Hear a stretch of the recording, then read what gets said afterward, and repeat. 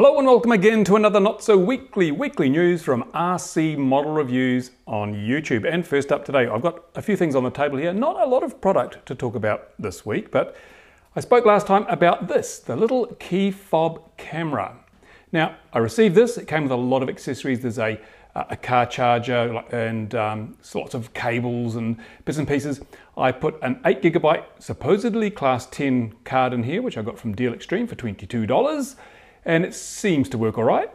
And I put this on my model. I did an FPV flight, stuck this on the wing. You can see that video on my channel now if you want to go and see it. I posted it last week. What are my thoughts? Well, it's for $40 US, it's pretty damn good. I mean, okay, it's not as good as a GoPro. Perhaps I was being a little optimistic in looking at some of the other videos, which were probably well designed to show the best features of the camera without actually showing any of its deficiencies. But for $40 US, it's a whole lot of value. I'm going to keep this one. I might get another one because it works really well. It works more reliably, consistently than the early 808 key fob cameras, and certainly a whole lot better than that piece of unusable stuff that HobbyKing is selling at the moment for about $10. So yeah, there'll be some more videos showing this camera coming up on my channel soon, some review videos, some more FPV, and some other applications for this little camera. So keep an eye out for those. All in all, I'd say it's probably a 8.5 out of 10. So worth considering if you want some high-def video from your models, because not as good as the GoPro, but it's much, much smaller and lighter. So you can put this on a foamy and fly it around. You can't put a GoPro on a foamy. It won't even get off the ground. Now, also, I spoke a little while ago about these 900 megahertz FPV systems that you can get from HobbyKing. Everything from 200 milliwatts to this 1.5 watt beastie. Now, I tried these out over the weekend. And first of all, before I say any more, I have to say these are illegal. Yeah. In most countries, these are illegal. In the USA, if you have a ham radio qualification, you can use these on channel 1, which enables you to use them if you're a ham radio operator. But if you're not a ham radio operator, I don't think you can use these in the US. The other channels, all but channel 1, are actually allocated to aircraft navigation, collision avoidance, and standby radar. Now, who really wants the FAA or whoever knocking on their door and saying, you just crashed an airliner, or two aircraft hit each other over the whatever airport, and it's all down to you with your little toy plane and this radio. So if you're thinking of buying these, make sure they're legal in your country, because most countries they're not. But if you've already got one, I am going to do a DIY showing you how to change the frequencies on which these operate. Now, they are controlled by a little microcontroller inside.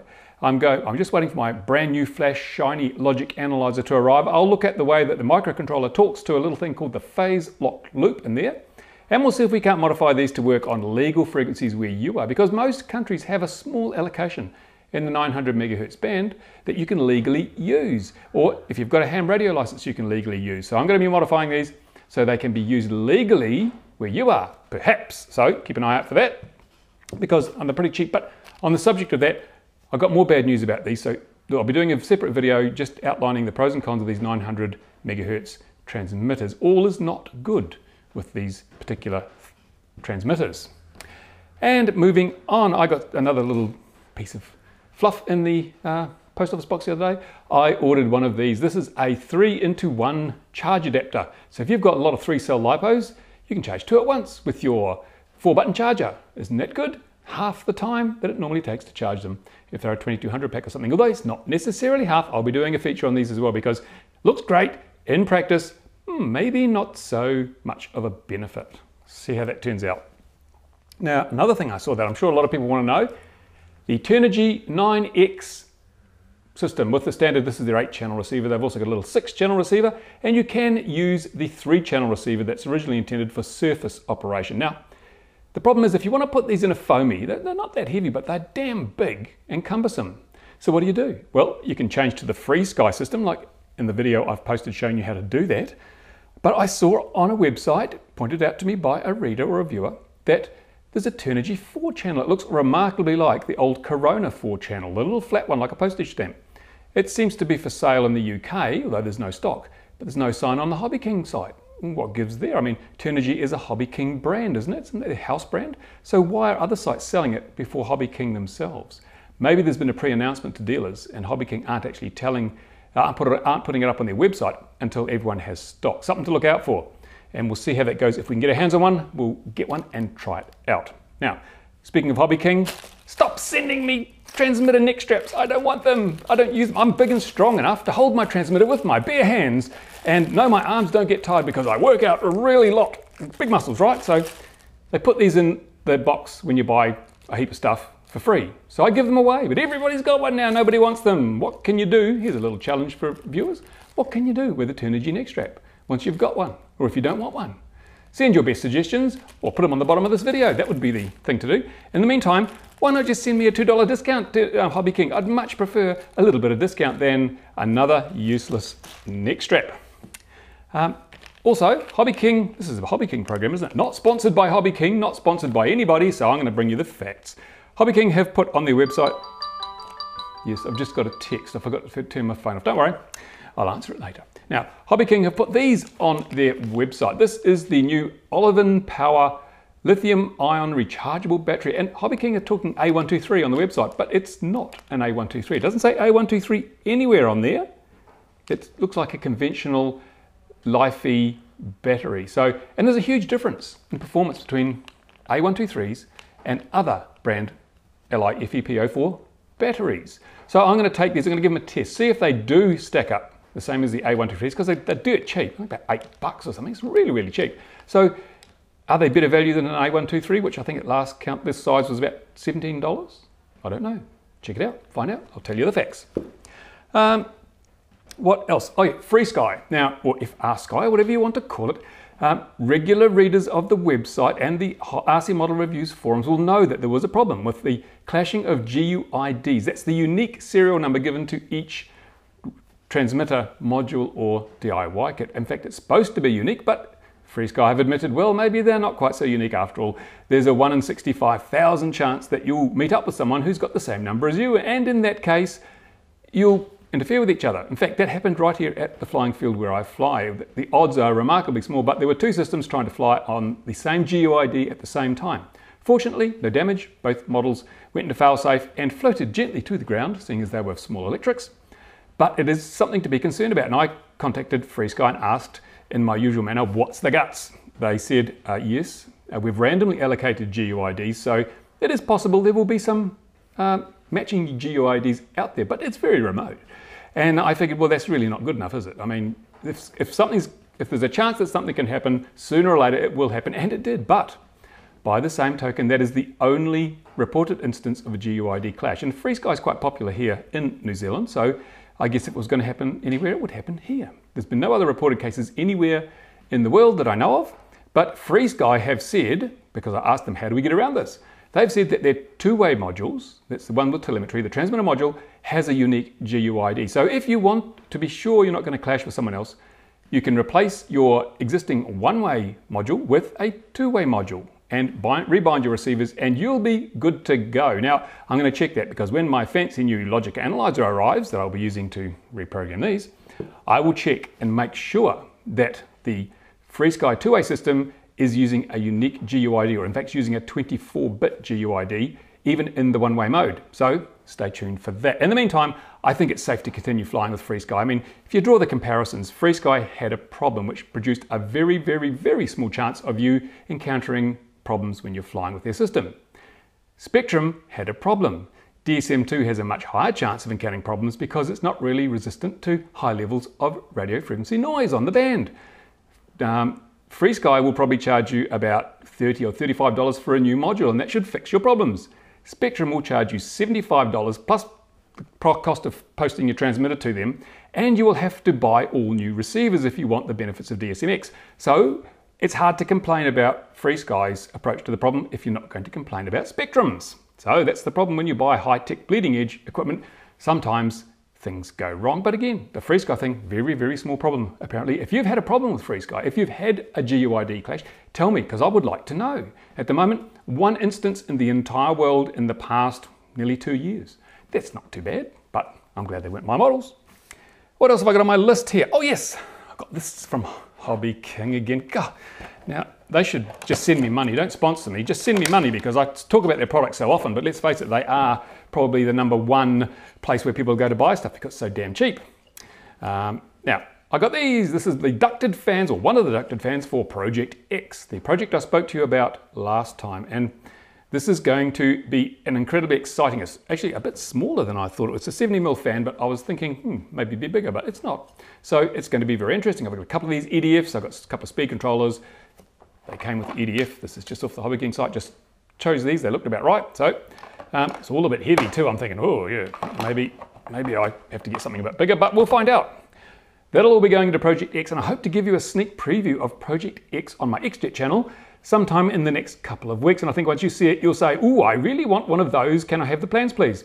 And, well, I'm not sure what I'm going to do. If it's really hugely successful and works well, maybe HobbyKing will buy the design and they'll build them and sell them to you. But yeah, right. In the meantime, I will carry on with Project X in my very limited spare time and keep you up to date with what happens.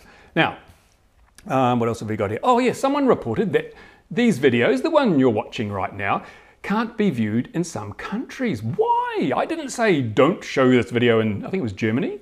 Now I did license some music under the Creative Commons. I paid good money for it from the donations that people have been sending me. Only a small amount of money, but I legally licensed the music because I'm a believer in copyright, and I believe that people who create stuff deserve to get paid for it. So I licensed the use of some music, which I put on my videos. And I think for some reason YouTube is under the belief that the music should not be played in Germany. Well, wake up YouTube. I've licensed it. It's legal. It's legit. Let the nice German people watch my videos or there will be trouble. That's it. Now, what else have I got here? Yes, I've done that. Oh yes, my Lotus quadcopter should be winging its way to me this week. Now, I think they might have sent it on a very slow boat. They got caught in a tsunami perhaps, and all best wishes to everyone in Japan. Sorry about that big earthquake you had. It makes our Christchurch earthquake look kind of small by comparison, but they're both major disasters, and I wish everyone in Japan well and hope the toll is not as high as it looks. But back to the quadcopter. That should be here hopefully probably next week. So when that arrives, I'll do a complete walkthrough. I'll give you some nice close-up shots. We'll pull the top off it and have a look inside and see how it's made, and then we might even fly it if it survives my examination. What have we got? Oh, t-shirt time. Look at this. See, someone sent me a t-shirt. Isn't that good? This says here, says XLab, not idle. See that? Actually, it's a really nice t-shirt. Very nice fabric. Very good. Much better than those HobbyKing things, those rags I was using from HobbyKing. Now, who are XLab? What do they do? What's the connection with RC? Well, go to their website. Their website is www.xlab.si. Yeah, that's right, not .com, .si. So go there. Now, I can't endorse their products, I've never used them, but I did do the deal. If I send me the t-shirt, I'll wear it and I'll mention your website, your product, your service, whatever it is you're plugging. So go to xlab.si and see if you can find the link with RC models. There is a link, but it's not obvious. Go and have a look around. I'll give you a clue. It's something to do with cameras and model aircraft and the combination thereof. So see if you can find out. And thank you, XLab, for the nice t-shirts. I shall wear them with pride. What else have we got? Oh yes, one more video coming up in the next week or so. Now, if you're like me and you charge lots of lipos, even though you don't like flying electric, well, I don't fly electric that much. If you like charging lots of lipos, you'll find that you need some way to do it, some sort of power, especially if you're charging them all up before you go out to the field. Now, you can use a car battery. I've seen people out here at the flying field charge lipos all day on their car batteries, get in the car and it goes click. It's the end of their day. They have to get a jumper to start home. Jumper leads to start up and go home. But if you have a source of AC power like you do at home, then you can build your own 12-volt power supply for next to nothing by using a PC power supply. Now, we've all got those old PCs lying around in the cupboard or out in the garage because we've upgraded or something to a new machine. Well, the power supply in that PC might be able to provide you with 12 volts at up to 10 amps, and that's a lot of battery charging. It's so convenient. I have one running over there, just behind, you can't see, it's behind the camera. I have one of those running, and it's been doing a great job charging up my lipos through my 4-button charger. So I'm going to show you how to, just with a couple of snips of a few wires and a bit of twisting and a bit of soldering, you can build your own 12-volt switch mode power supply for charging your lipos with your 4-button charger. So watch out, that's coming up really soon, and it's a project everyone should do because everyone's going electric, aren't they? Never mind. I'll be all on my own flying nitro soon. But that's it for another week. Now, thank you those people that have donated. Not a lot of donations since the last video. Perhaps people don't like it anymore. But I've been putting it to good use, and I will be putting any further donations to good use as well. Still don't have a new camera, so you still get to see me all washed out and pale, even though it's the middle of summer. I've got this massive tan.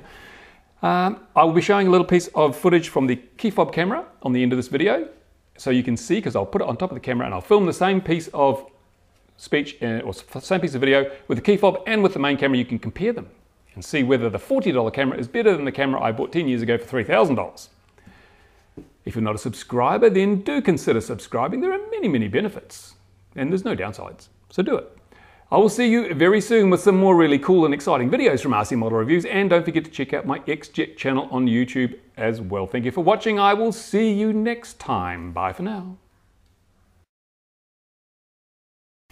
Here's the piece of video I promised you. I'll do this in standard definition and in high def using the keychain camera. Just on a bit of an angle, so never mind if it's a bit tilted.